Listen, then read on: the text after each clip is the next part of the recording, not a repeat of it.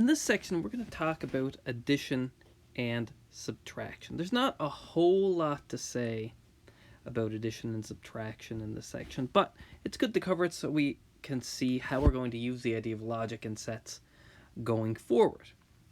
So I don't want to concentrate on the idea of models of addition for too long, but I do want to point out two models that are kind of interesting to think about. What does addition mean? And one way we can think about it, and I like this first way, the set model, because it uses stuff we've already defined before.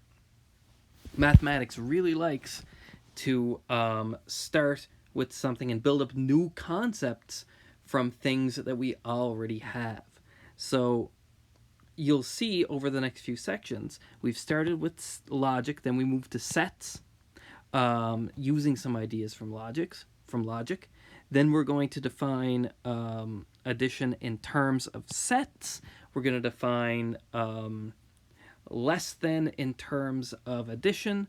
We're going to define subtraction in terms of less than. And we're going to build up these operations that way. That's a very mathematics way of doing things. Another model is, of course, the number line model. So let's go over these two very quickly. So we could think of what addition means. Well, if I want to add two numbers, little a and little b, what I can do is I can find two sets with that many elements in each and make sure they're mutually exclusive so that the intersection has nothing in it. Remember, that's what mutually exclusive means. There's nothing in the intersection. Then I can define the sum of a and b as just the number of elements or the cardinality of the union of those guys. So A has 4 things, B has 7, the intersection has none. So the cardinality of the union is, of course, 11. That's how many elements are in A or B. And of course, the other way of defining addition is in terms of the number lines. If we wanted to add, for example, 4 plus 3 to get 7, well, we start at 4 on the number line, and we jump 1, 2, 3 spaces to get 7. There's some other models you can look at in your book as well. I don't want to focus on models a whole lot, but just so we know what addition is and how to think about it, I decided to start with that. All right, so there's some nice properties that addition has, which is very, very useful for us. There's 4 of them we're going to talk about, and we're going to talk about addition of whole numbers, but I do want to talk about this asterisk here. By this asterisk, I mean, well, these properties hold for basically any of the sets of numbers we've talked about. Not all sets of numbers, but the ones we've talked about, these hold for. So they hold for whole numbers, they also hold for integers, they hold for rational numbers, and they hold for all real numbers. But we're just talking about whole numbers now, so I just limited our discussion to that. But just know these properties hold for addition in kind of any type of nice set that you like. Again, not every set, and we'll see a few of those properties not hold in a few sets in a few minutes. So let me tell you about these properties. The first property is the idea of closure.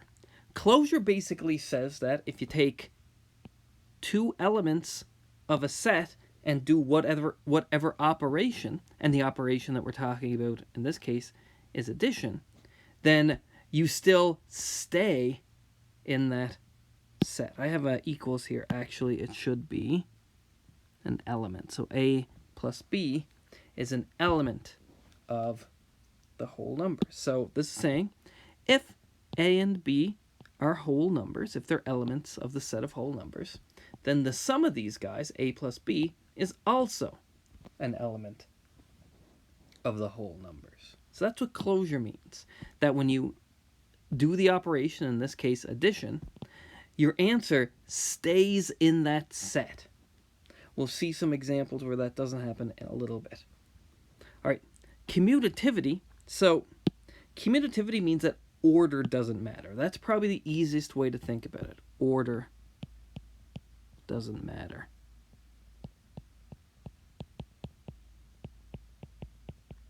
And you can see this word commute inside of the word commutativity. And what does commute mean? Well, things can move around. So this says that if you have whole numbers, a plus b is the same, of course, as b plus a. Order doesn't matter. Associativity says that grouping doesn't matter. In the word associativity, you see this word associate, which means all of these numbers you can think of as they're all buddies. It doesn't matter how you group them. So this is saying that grouping doesn't matter.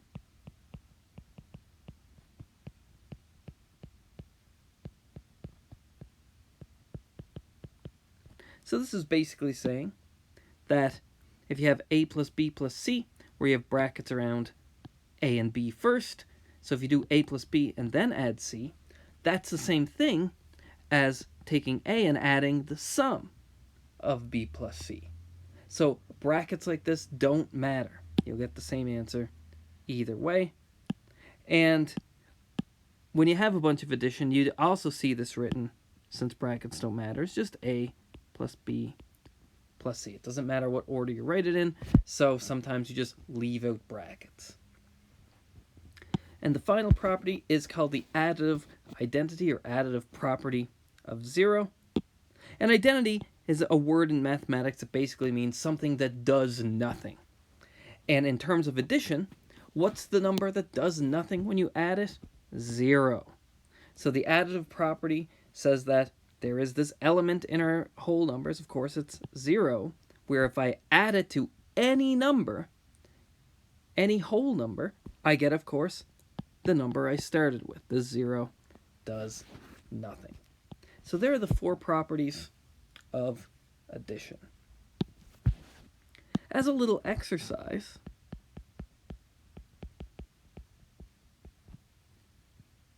we want to talk about closure. I'll say we can't say too much about commutativity and associativity. Kind of anything to do with numbers is almost always going to be commutative or associative. So those are just going to hold for the most part when it comes to addition. But closure and the additive identity, well, the additive identity is just, is 0 in your set? If it's not, then it doesn't hold. But let's look at this exercise. So let's let O, oh maybe we're not going to use O, let's call it something else. Let's call it C, I guess. Let C be the set of all whole numbers such that n is odd. So let's ask, do properties 1 and 4 above hold? So is this set of odd numbers, is this closed under addition? And does it have an additive identity under addition? Maybe I'll say here, under the operation addition.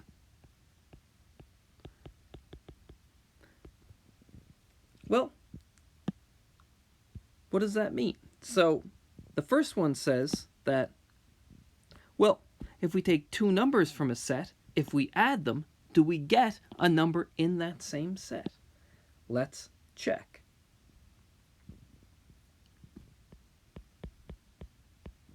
So let's fool around. Let's pick an example. In fact, we'll find out that it's never going to be true. So a counterexample could be something along the lines of 1 and 3. They're odd numbers, so they belong to our set C. And if I add them together, 1 plus 3 is, of course, 4. But 4, is that an element of C? Is it an odd number? Of course it isn't. It's an even number. So it's not in the set C. So that means that property 1 does not hold. Or we could say C is not closed under addition.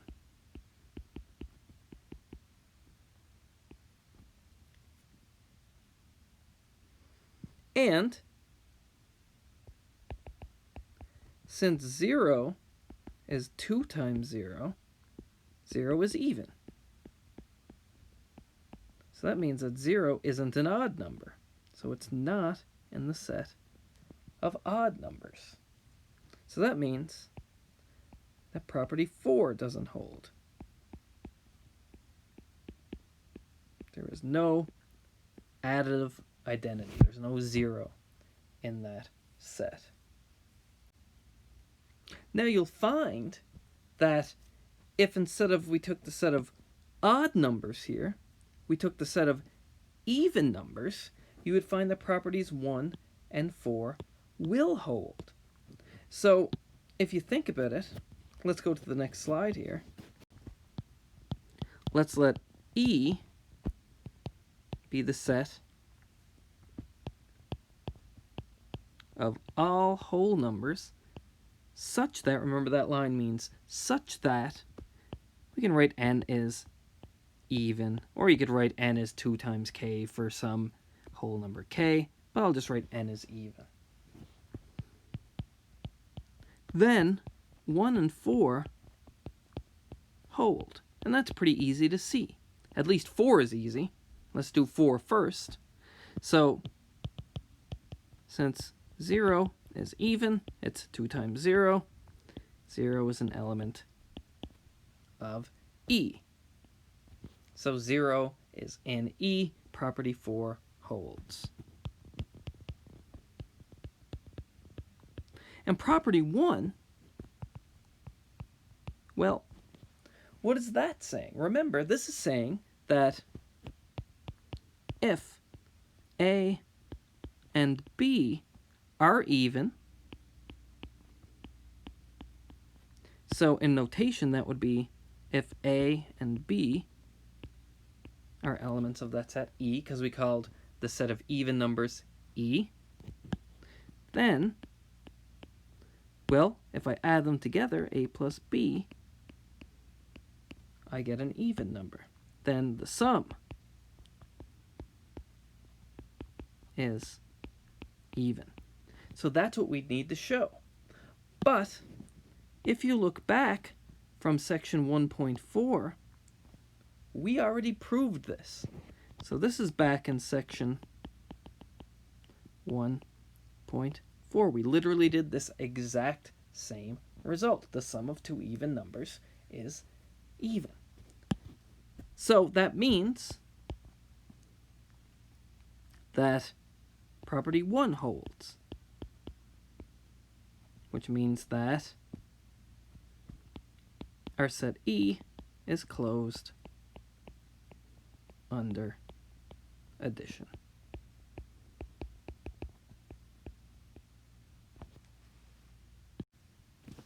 So we use the properties of associativity and commutativity quite a bit, and we're going to use the property of the additive the additive identity here as well. And that's kind of easy to see. Well, here's a 0 in this sum. We want to find the sum of these numbers. Well, the 0, if we add 0, it does nothing, so we don't even need to think about that. We're just going to eliminate that from our problem since adding 0 does nothing. And if we want to add these 1, 2, 3, 4, 5, 6 numbers, well, you could go, well, 17 plus 4 is 21, and then 21 plus 72, and you could do a little side calculation, and you get 93. And you could keep going like that along, and that's not too bad. But I think what a lot of people do is they look for things that add up to tens or a multiple of 10, just to make your numbers a little bit easier to add. And so that's using the commutative and associative properties. Let me show you what I mean. So if we see here, we have something like 17. So if we have a 17 here, if we have something that has a ones digit of a 3 now, then we can get something that's a multiple of 10. So here's something with a ones digit of a 3. I'm going to group those together. I'm going to move them next to each other and group them together. So I'm going to use the commutative property to move them next to each other. And then I'm going to use the associative property to group them together. And I'm going to keep going like that. I see 4 and 16. They give me a multiple of 10. I'm going to group them together. So I get 4 plus 16. Put some brackets around that to say they're grouped together. And finally we have 72 and 8. I'm going to move them next to each other using commutativity and group them using associativity. So now, well, these are pretty easy to add. 17 plus 13 is 30. 4 plus 16 is 20. And 72 plus 8 is 80. And I can kind of do the same thing. I still have 3 things to add. Do I see something that I can add that would make my life a little bit easier? And yes, 20 plus 80 is 100. So I can group these guys using associativity just to make my life a little bit easier. So really, this is 30 plus 100, which is, of course, 130. So when you are adding large strings of numbers or something like that, probably intuitively you group and move things around to make your life easier, and that's using the commutative and associative properties.